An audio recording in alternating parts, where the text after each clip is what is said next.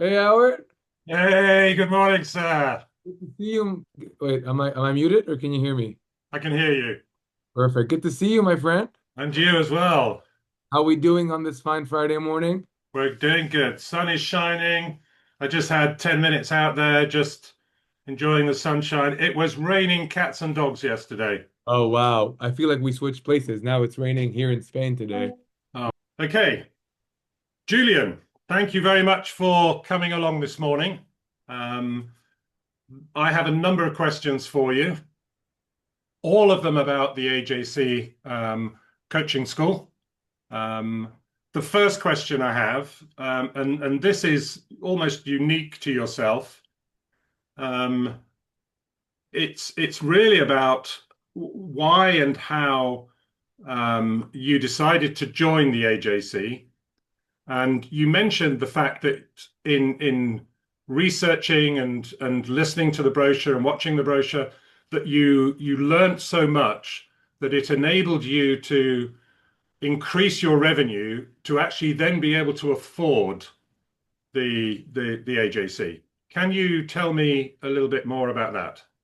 Yes, sir. Well, firstly, good morning to you, Howard, and thank you for creating this opportunity for us to be with each other today, to create together, and through our conversation today, through my sharing, your reflections, your sharing, my aim and my hope is that people will listen to this and hear things for themselves. I hope that they will not hear it about me, that they will not hear it about you, that they will hear it about them and their life, and that through our sharing, we get to create a potential transformation or a potential breakthrough, a potential something for somebody else who listens. So I really thank you for creating the space on this beautiful Friday morning, a few days before Christmas, a few days before, a few weeks before the year ends. It feels like a beautiful place to reflect on this past year because my year of 2025 started with really around January, end of January, deciding to join AJC. And for some context in regards to your question,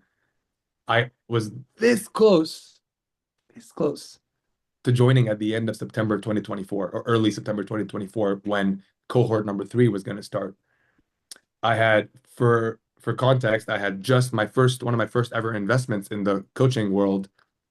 Really, my first ever investment in coaching with another coach was with a previous alumni of AJC, who I think what must have been in cohort number two, if I'm not mistaken. And I joined. I remember, I was 21 years old a few years ago, Howard, and when I was 21, I remember Googling how to be a life coach. I had some inspiration and some joy. I remember being a big fan of Tony Robbins and wanting to be like that guy, the one on the stage, the one who was able to, change a life in a single breath, right? And I remember my girlfriend telling me, why don't you like I was about to finish college, unsure what I was gonna do. And I Googled how to be a life coach. So I don't know now if I've told you this story or not, but or I've shared it publicly before. I think I might have, where I said Google came back to me, and this was before Google had the AI built in. It was just like Google that said, in order to be a life coach, you need to be at least 56 years old. Like, in other words, it was trying to tell me, like you need to have a lot of life experience. And back then in my thinking, I think even our societal thinking, that wasn't so far-fetched. You thought life coach, life experience makes sense. So I kind of, shelved the dream. I put the dream back there on the shelf with my other books and kind of forgot about it. And fast forward to maybe a year and a half or so later, when I was 22 or something, I meet this guy thanks to the online world. I had just started creating content, thinking, I'm not going to be in the corporate world, but I will start spreading my message. I love sharing. One thing I've learned is the more that I share, the more that I learn, right? And this is a big theme for me, as you know, being part of the group that we're in called Sharing is Creating. I really believe that Yeah, by me sharing, not only do I create for others, but I create for myself. yeah. So I just started creating a lot of content. I'm going to give you the short version. This is the short version, believe it or not. I know it feels like I'm diverging away from the question, but I promise you it's related. I meet this fellow man halfway through my journey. I had given myself exactly 12 months to create something of impact, of substance, and that would create enough funds for me to provide for myself. For some context, I had moved back in with my parents or with my father specifically to save some money because while I figured out what to do with my life, I had to be strategic and I had to make a sacrifice of living alone for 5 years to going back to live. It felt like a step back, right? I was in college, graduated college, started living alone for 4 years, and then you think, oh, now I have to go back to live with my dad. It felt like a step back, but it also felt like a strategic step, right? Let me go figure out what to do and let me save some money while I figure out what to do. I had that privilege of being able to do that or that chance, that opportunity. And I meet this guy halfway through my 12-month commitment. I gave myself just 12 months to figure it out, whatever that meant. 6 months in, I meet this fellow man who, as we start talking, halfway through our conversation, and I promise you, Howard, I'll never forget.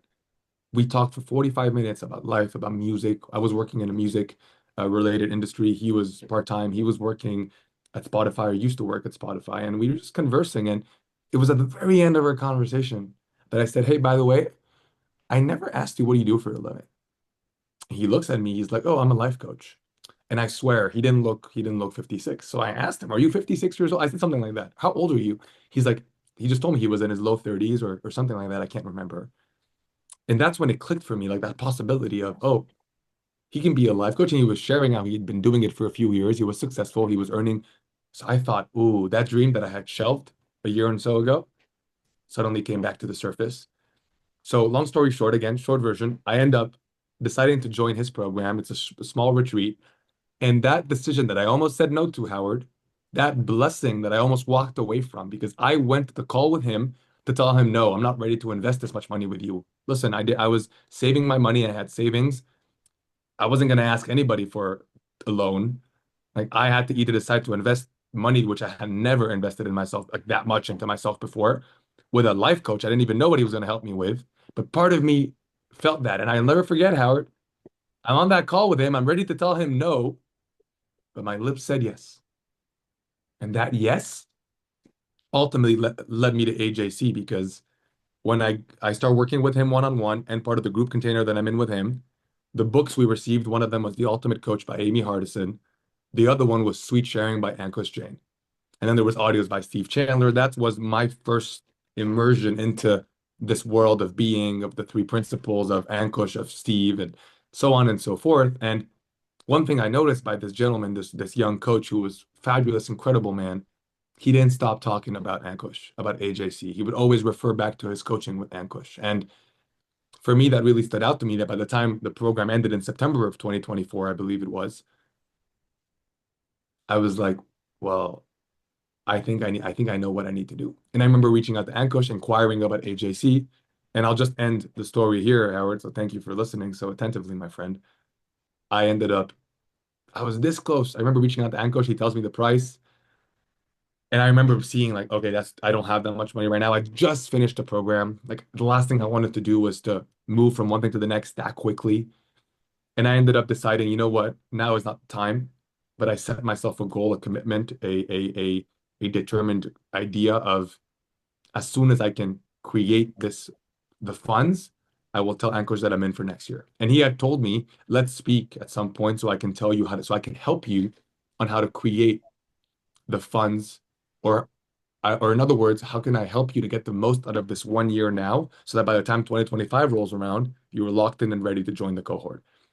And that's when we spoke. And anyway, I think we'll lead the conversation into there. But that was really the edge for me was this incredible man who didn't stop talking about his coach, who embodied also Yeah. work, right? And the he was a living product of the AJC. So I'll start there. Does that feel responsive a little bit to your question, or did I go a little bit on tangent? A little off tangent. I suppose what I was looking for is what specifically did you do to create that money? Was So it a that program? so that leads to my conversation with Ankush, which is why I still felt like I needed to share that context because I I mean, was so this is 10 grand for 6 months. yes, sir. Yeah.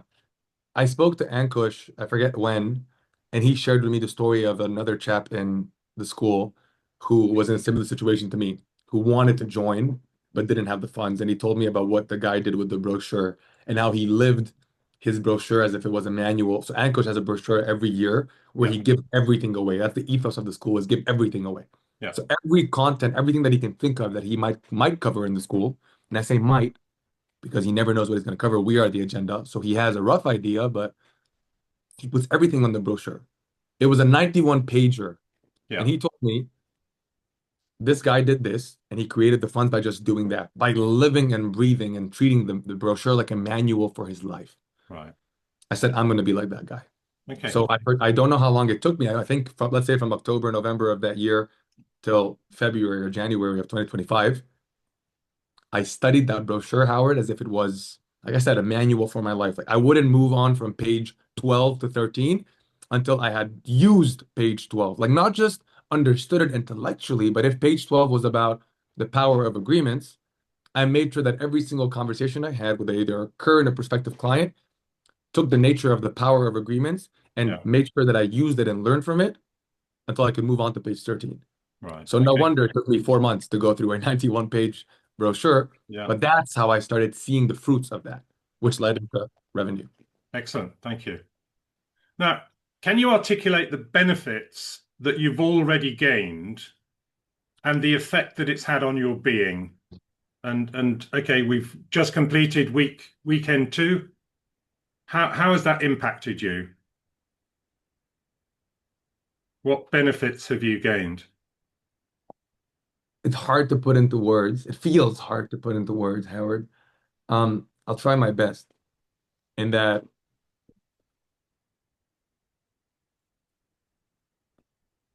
I see that the way. So my brother articulated this the other day at dinner with our family, a pre-Christmas dinner we had. He's like, you feel so at peace and at ease. And for some context, I used to not always be that way. I used to be very rushed. I used to stutter when I was a little younger. I was always moving on to the next thing, always wanting to. If you and I were having a conversation, and as soon as we ended at 11 or 12, I had a meeting programmed at that time, all I'd be thinking about was that meeting. I wouldn't be here with you. So one thing I've learned from AJC is how I be in one area is how I be everywhere. Who I be in one area is who I be everywhere. Meaning that if all I ever did was focus on who I be with other humans, like the presence I bring to my conversation with Howard, regardless of whether regardless of whether he ever became a client or was anything for my business, and this applies not just to Howard, it applies to who I am with the guy at the bus stop, supermarket, that actually, if that's the only thing I ever focused on or worked on, it is inevitable that it wouldn't spill over to the rest of my business. And I've seen that. Like the months where I've created the most clients, the months where I've created the most impact, the most service have been the months where I've been the most loving to my girlfriend or my brother or my parents. Yeah. There's no coincidence there. There's no Yeah. coincidence. Yeah. And then sometimes it feels hard. Our nervous system is not wired for, because it is a long game, right? It's not like it happens the same day. Oh, in the morning, this morning I gave food to the homeless guy. So now suddenly I'm expected to create a client that day. It's not Yeah. how it works. Yeah. But it's that idea of not faking it till you make it, right? I think Ankush keeps repeating the fact behind it of being is the most practical thing you can think of. Yeah. So that's, again, I'm trying my best to give you a short answer because I could talk about this for the next 4 or 5 hours, as you've already noticed. And that's the first thing that I can share with you right now. Ask me that question tomorrow, Howard. I'll have a different answer for you, my friend. Okay. So how do you think it's exceeded your expectations, or has it yet to do that? Ooh, let's put it this way. It exceeded my expectations before I even stepped into and foot into London in September.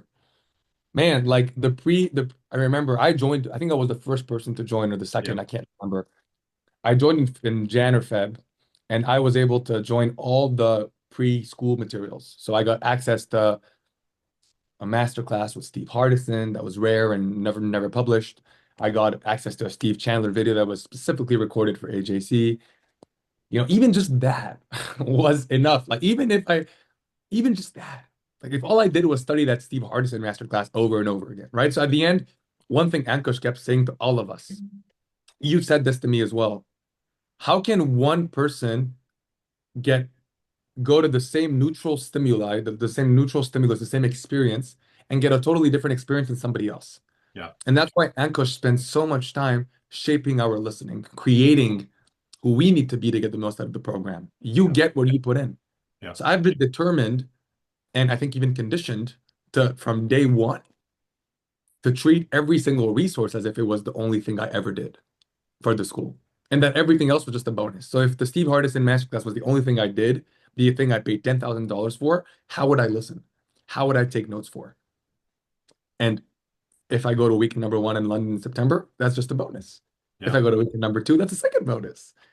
And that's why for me, the way to answer your question is it's far exceeded my expectations, partly because of the way I've shown up, but just the way the program is structured. Like the people who go there, right? Think about being in a room with 42 folks who are devoting their life, devoting 3 days, let alone 6 months of their fucking life, Howard, Yeah. to become, to step into powerful servants, powerful leaders, powerful people who want to serve, who want to love, who want to embody greatness to go give back to the world, who want to contribute to the Yeah. world. It's a room where love is palpable. You can feel that. It's Yeah. mind blowing. Okay. And just to pick up on that, everyone listens differently. We're all looking for pearls, we're all looking for gold. And when I speak with people and when I'm listening, sometimes I get a lot, other times not so much. But somebody else who's listening to the same thing may get far more than me. And other times I get, far more than them. Yeah. Um, can you articulate the main pearls and gold that you've already gained at this second weekend of the AJC? And or the first? Yeah. I would say it like it goes back to maybe the biggest one was that listening. I really trained myself to show up in a place where I normally wouldn't get anything. Like you said, how can I be in a place where the person next to me gets pearls, but I don't? I used to think that question all the time. So that's been maybe one of the biggest takeaways is I've trained myself. I've built the muscle. It's a muscle where no matter where I'm at, who I'm with, I will always leave coming up on top. Not because I'm better, but because I'm listening, You looking. could you're committed to that 10-10. Exactly. And it doesn't mean that I'm always going to be a thing I learned from one of the master classes. So AJC not only is delivered by Ankush, but he specifically handpicks six incredible coaches, all from different specialties, different modalities. And one of the first master classes we had that lasts 2 hours every month in September was with a coach called Amir Karkudi, who spoke about how about you were okay not showing up 100%? What if you could show up even if one day you are sleep deprived and you show up at 60%? What would it look like to show up at 100% of that 60%? Because as coaches, we're trained in this marketing world, this marketing guru world of, oh, you have to show up as the expert. You have to show up polished. You always have to be on top of it. But what if you did? What if the best thing you could do is tell your client, actually, I'm frazzled. I just came from being stuck in traffic. I almost missed the beginning of our session, but here I am, and now I'm 100% present for you. Fuck, it gives your client the permission to be like, fuck, I don't have to always be perfect. Yeah. That goes back to that listening, right? A lot like it goes back to creating through our listening. That's really what Ankush will stress every single time. What the school has shown us, and how would I mean this? Like in weekend one and then weekend two, Ankush will always take time to say, what if the best part of this weekend had nothing to do with me or this room? What if the best part of this weekend have to do with each other? What if the biggest insight, takeaway, breakthrough you got was from a conversation you shared with another coach in that school? Yeah. Well, guess Okay. And what? this brings me on to my next question. So how does it come across from a learning and contact perspective? Or is it the being there with these other 42 coaches? Is it the teachings, or is it the people that are teaching? Um, is it the sharing that you get from working with these other people, or is it just the being at the school that has the impact? Yes. That's my answer to your question, Howard. It's yes to everything. Um, add more. I'll just answer this shortly in that I remember when I was connecting with the fellow coaches who joined the school before traveling to London in September. It was some point in August, and I spoke to some of the folks who, I mean, you've interviewed some of them who are returning for the third time. And I just was out of curiosity, it's my first time. Why are you joining again? And single-handedly, all the people who joined for the second or third time gave me some some version of the following answer, which was, I just want to be in the room. Meaning it didn't matter how many pages of brochure, content, videos, preschool webinars Ankush gave out before and Ankush and his team gave out before. It's unmatched to be in that room because the energy, the like I'll never forget when there was like a spelling mistake that Rose wrote on something for Ankush. Like they were wanted to talk about compersion and she wrote compression. I don't know if it was a spelling mistake or something just happened. And then that led to one of the biggest insights. We talked about compression of time. It wasn't even on the fucking agenda. Yeah. But something happened with that Yeah. being of us in the room. And that's one example of even Ankush wanting to go one direction and suddenly somebody puts their hand up and it becomes the basis to open a whole new can of worms. Yeah. You cannot script that stuff. You Yeah. just can't. That's where your Yeah. intuition comes, where the signals, the nudges come in. And that's what I've learned from Ankush is learning to trust that got to be open to the possibilities of where life wants, where God wants us to go. And I love that. Excellent. Weekend two is often about recognizing the greatness in yourself. Mm, How have you recognized this in yourself? And yeah. what do you think the impact will be on your coaching business moving forward? Mm. I'll answer it backwards. The impact has already been felt since I've gotten back. And two words were the two words that I really, if I could just give you two words, Howard, from my weekend number two, it's direct and unintrusive. Meaning, another word for unintrusive could be unattached. You said it yourself. A big weekend two was more on the practical side behind revenue and keep like really creating that income because weekend number one is very foundational, was very being based. Again, if I have to summarize, and weekend number two was very much on the okay, let's take everything we've done on weekend one and up to this point with the foundation of being. Now we're all aligned on who we need to be. Let's start seeing how who we need to be creates what we can do to raise our revenue, increase our profits, and therefore doing it as a measure for more impact and service in the world. And one of my personal takeaways was how I still was being too attached. I used to still be very attached to the outcomes my clients were getting, the results that they were or not getting, how I was showing up, whether it meant something about me as a coach.